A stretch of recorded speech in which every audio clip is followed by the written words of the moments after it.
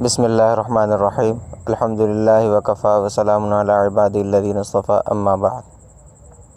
آج سے تجوید کورس کے اسباق شروع کرتے ہیں۔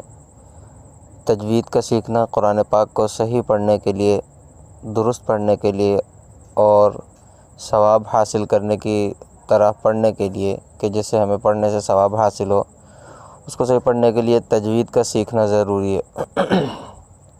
اگر تجوید صحیح ہوگی اور ہم مخارج کی اور صفات کا خیال رکھ کے پڑھیں گے تو انشاءاللہ تعالی قرآن کریم کے پڑھنے پر ہمیں اجر بھی ملے گا اور قرآن کریم کی تلاوت ہمارے دل پہ اثر بھی کرے گی۔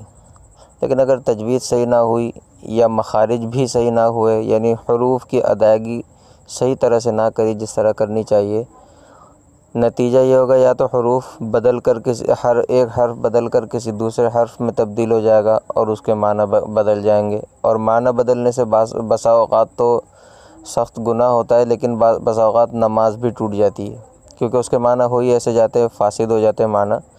تو اپنی نمازوں کو درست کرنے، رکھنے اور بچانے کے، فاسد ہونے سے بچانے کے لیے حروف کی ادائیگی اور ان کا طریقہ جو ہے یہ ضروری ہے۔ اس لیے جب نماز فرض ہے تو اس کو درست پڑھنے کے لیے، صحیح پڑھنے کے لیے، یعنی نماز کو فاسد ہونے سے بچانے کے لیے قرآن کریم کی صحیح تلاوت فرض ہے اور اس کے لیے تجوید کا سیکھنا فرض ہے۔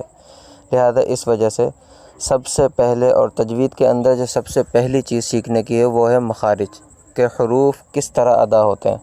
مخارج جب صحیح ہو جائیں، ہر حرف پتہ چل جائے ہر حرف کے متعلق کہ وہ کہاں سے نکلتا ہے، تو اس کے بعد پھر آگے مزید مرحلے جو ہیں آگے طے ہوتے جائیں گے۔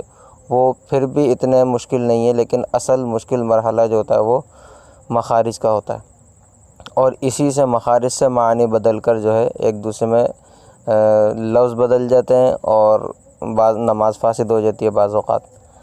اور مخارج کے بعد پھر آگے اور بھی مرحلہ زبر زیر پیش حرکات کا مرحلہ ہوتا ہے، اس کے اندر بھی غلطی جو ہوتی ہے بعض اوقات نوبت کفر تک پہنچ جاتی ہے، نماز تو فاسد ہو ہی جاتی ہے۔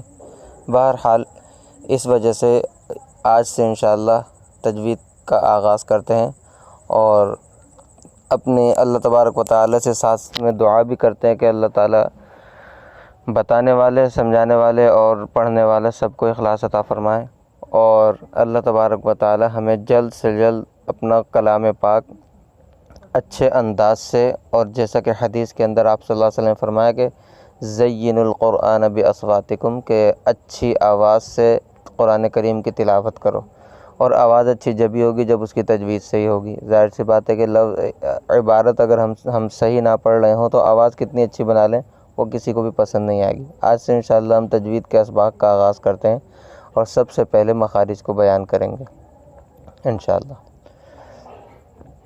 مخارج کو جو بیان کیا جائے گا وہ الف با تا ثا کی ترتیب سے بیان کیا جائے گا، کیونکہ مخارج کی ویسے ترتیب اور ہے اور یہ حروف کی ترتیب اور ہے، لیکن مخارج کی ترتیب عموماً اس طرح یاد رکھنا تھوڑی مشکل بھی ہوتی ہے، تو میں نے سوچا کہ مخارج کو جو ہے ان الف با تا ثا حرف جو ہیں ان حروف کی ترتیب سے بیان کیا جائے۔ تو سب سے پہلا حرف جو ہے الف، وہ بالکل واضح ہے، اس کو نکالنے کا کوئی مشکل پیش نہیں آتی، اور اس کا کوئی مخرج ہر بندہ سمجھتا ہے کہ الف کس طرح پڑھا جاتا ہے، یہ تو جب کہ الف بول رہے ہیں۔ اس کے بعد ہے با۔ با نکالنے کا طریقہ یہ ہے کہ دونوں ہونٹوں کے جو تری والا حصہ ہے وہ آپس میں مل جائیں، تو اس سے نکلے گا با۔ اس کے بعد ہے تا۔ تا نکالنے کا طریقہ یہ ہے کہ زبان کا جو کنارہ ہے وہ اوپر کے جو دو دانت ہیں جنہیں ثنایا علیہ کہتے ہیں ان کی جڑ میں لگ جائے، تا۔ اس کے بعد ہے ثا۔ ثا نکالنے کا طریقہ یہ ہے کہ یہی زبان کا کنارہ انہی دونوں ثنایا علیہ کے کنارے پر لگے۔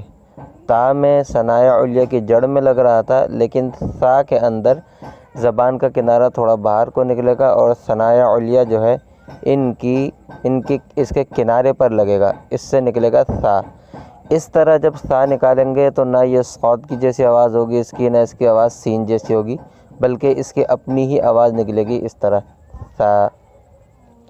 اور اس کے بعد ہے جیم۔ جیم کو نکالنے کا طریقہ یہ ہے کہ زبان کا جو کچھ درمیانی حصہ، یعنی زبان کا درمیانی حصہ اپنے مد مقابل اوپر کے تالو سے، یعنی منہ کا جو اوپر والا حصہ ہے، تالو جبڑے، اوپر والا جو جبڑا ہے اس سے لگے، یعنی اوپر والے تالو سے لگے جیم۔